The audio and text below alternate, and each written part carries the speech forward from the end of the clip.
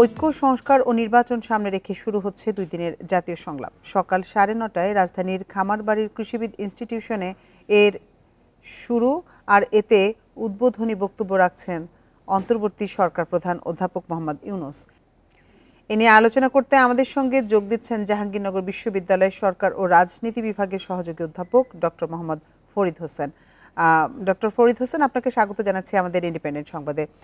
শুরুতেই আপনার কাছে যেটি জানতে চাইব যে কিছুক্ষণ পরই তো শুরু হচ্ছে দুদিনের জাতীয় সংলাপ, এতে নির্বাচন এবং সংস্কার বিষয়ে ঐক্যমত্যে পৌঁছাতে আলোচনা করবেন অংশীজনেরা। এ নিয়ে আপনার মূল্যায়ন কি? আমাকে যুক্ত করার জন্য আপনাকে অনেক ধন্যবাদ। দেখেন, যেটি হলো যে এটি খুবই গুরুত্বপূর্ণ এবং আমি আমি মনে করি যেটি হলো যে আজকে ঐক্য সংস্কার এবং নির্বাচন সংক্রান্ত যে জাতীয় সম্মেলন শুরু হচ্ছে, সেটি এরকম সম্মেলন আমাদের কন্টিনিউ করা উচিত। এবং ডেফিনেটলি এই সম্মেলনে বিভিন্ন রাজনৈতিক দল এবং সুশীল সমাজের প্রতিনিধি সহ ছাত্র জনতা প্রতিনিধিরা অংশগ্রহণ করবে এবং আগামী দিনে বিশেষ করে ঐক্য সংস্কার এবং নির্বাচন নিয়ে করণীয় বিষয় সম্পর্কে আলোচনা হবে। এবং যেহেতু আমাদের মাননীয় প্রধান উপদেষ্টা সহ অন্যান্য বিশেষ করে রাজনৈতিক দলের নেতৃবর্গরা উপস্থিত থাকবেন, তবে আমি এই সম্মেলনের বিশেষ করে নিয়ে খুবই আশাবাদী, যেটি হলো যে এই জায়গায় হয়তোবা জাতীয় ঐক্যের বিষয়ে একটি রূপরেখা প্রণয়ন হবে।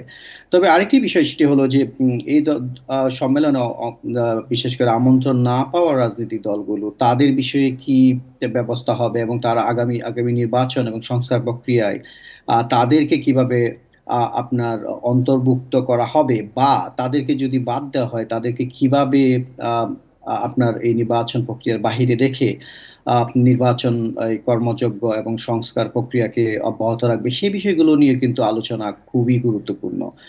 আপনি যদি কাকে ইনক্লুড করতে চান, সেটি কিভাবে আপনি সেই প্রক্রিয়ায় তাকে যুক্ত করবেন, সেটি যেমন গুরুত্বপূর্ণ, এবং কোনো বিশেষ রাজনৈতিক দল বা গোষ্ঠীকে যদি আপনি নির্বাচন বা সংস্কার প্রক্রিয়ার বাহিরে রাখতে চান, সেক্ষেত্রেও কিন্তু রাজনৈতিক নেতৃবর্গ এবং সরকারের যারা উপদেষ্টা মণ্ডলী রয়েছেন, তাদেরকে কিন্তু ভাবতে হবে কিভাবে তাদেরকে বাহিরে রেখে নির্বাচন প্রক্রিয়া কি বলে সুসম্পন্ন করা যায়।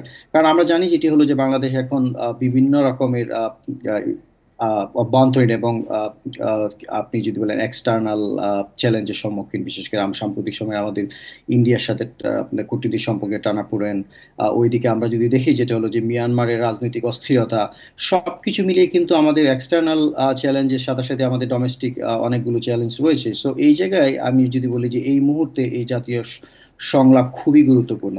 জি এবং ডক্টর এই ফরিদ, সংলাপ আরেকটি বিষয় জানতে চাই যে নির্বাচনের সময়সীমা নিয়ে যে নানা ধরনের আলোচনা চলছে, সে প্রেক্ষাপটে এই সংলাপ কতটা ভূমিকা রাখতে পারে বলে আপনি মনে করেন?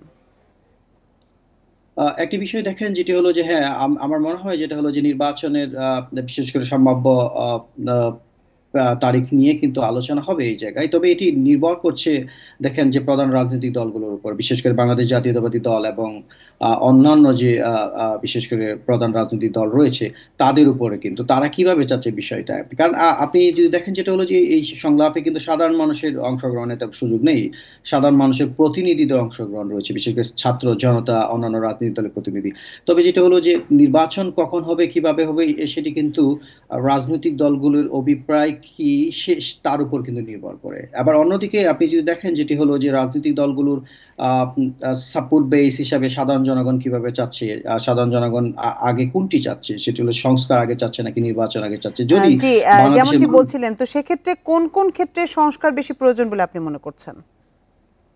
একটি বিষয় দেখেন, যেটি হলো যে সংস্কার কিন্তু রাতারাতি কোনো বিষয় না। সংস্কার কিন্তু একটি আপনার অব্যাহত প্রক্রিয়া, আপনি যদি বলেন যে একটি চলমান প্রক্রিয়া।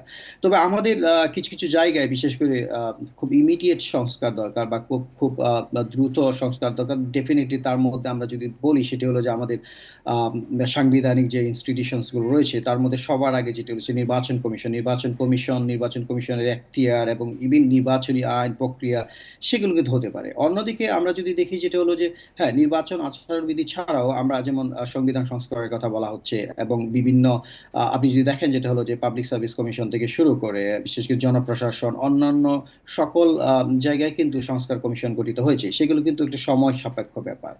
আবার হ্যাঁ, এমন হতে পারে যেটা হলো যে আপনি এই সংস্কার কমিশন 1 মাসের মধ্যে কিন্তু রিপোর্ট প্রদান করতে পারে, বা 15 দিনের মধ্যে রিপোর্ট প্রদান করতে পারে, কিন্তু সেগুলো বাস্তবায়ন করা, সেগুলো আহ, আহ, যারা বিশেষ করে এই বাস্তবায়নকারী, যারা বিশেষ করে আমি যে এজেন্ট বলি, আবার যারা বিশেষ করে সম্পৃক্ত, বা যদি বলেন যেটা হলো যে আপনার রিলেভেন্ট যারা স্টেক হোল্ডার রয়েছে, তাদের যে সম্মতি, তাদের যে অংশগ্রহণ, তাদের যে সহযোগিতা, সেগুলো কিন্তু খুবই গুরুত্বপূর্ণ, বিশেষ করে সংস্কার বাস্তবায়নের ক্ষেত্রে। আমি যদি বলি সংস্কার কমিশনের সুপারিশ বাস্তবায়নের ক্ষেত্রে, সে বিষয়টি কিন্তু খুবই গুরুত্বপূর্ণ বিষয়, যেটা, এবং এটি একটি চলমান প্রক্রিয়া বলে আমি মনে করি। বাট এই ক্ষেত্রে আমরা আমরা নির্বাচনের আগে সব বিষয়ে, সকল ক্ষেত্রে সংস্কার সম্ভব বলে আমি মনে করি না, বিশেষ করে। আর আরেকটি বিষয় হলো, যেটা হলো যে কিছু কিছু গুরুত্বপূর্ণ বিষয় রয়েছে, সেগুলো সংস্কারের ক্ষেত্রে, সেগুলো আহ, রাজনৈতিক দল, বিশেষ করে যারা বিশেষ করে জনগণের ম্যান্ডেট নিয়ে ক্ষমতায় আসবে, তাদের উপরে কিছু কিছু বিষয় খুবই আপনার সেনসিটিভ ইস্যু রয়েছে। সেগুলো আমি মনে করি সেটি হলো যে আহ, যারা ক্ষমতায় আসবে জনগণের ভোটের মাধ্যমে, তাদের উপরও কিছু সংস্কারের বিষয় বা চলমান বা বিষয়গুলো তাদেরকে অব্যাহত রাখার সুযোগ দিতে হবে, এবং সেটি ছাড়া কিন্তু নির্বাচন খুব দ্রুত সম্ভব নয়। এবং আপনি যদি বলেন যে সকল সংস্কার সম্পূর্ণ করে নির্বাচন হবে, তাহলে সেটি কবে হবে? আমার মনে হয় সেটি আমাদের মাননীয় প্রধান উপদেষ্টাও বলতে পারবে না, কারণ এটি ডেফিনেটলি সময়ের বিষয়। বাট আমরা যেটি বলি সেটা হলো যে অতি গুরুত্বপূর্ণ সংস্কার, যেগুলো না করলেই নয়, বিশেষ করে নির্বাচন প্রক্রিয়াকে আপনার সুষ্ঠু করার জন্য, নিরপেক্ষ করার জন্য, সেই সংস্কারগুলো কিন্তু আগে দিতে হবে। তবে আমি একটি বিষয় বলবো, যেটা হলো যে সরকারকে তার প্রায়োরিটি লিস্ট আগে ঠিক ঠিক করতে হবে, কারণ জি, আমাদের ডক্টর এখন ফরিদ হোসেন, আপনাকে অসংখ্য ধন্যবাদ আমাদের সাথে যোগ দেওয়ার জন্য।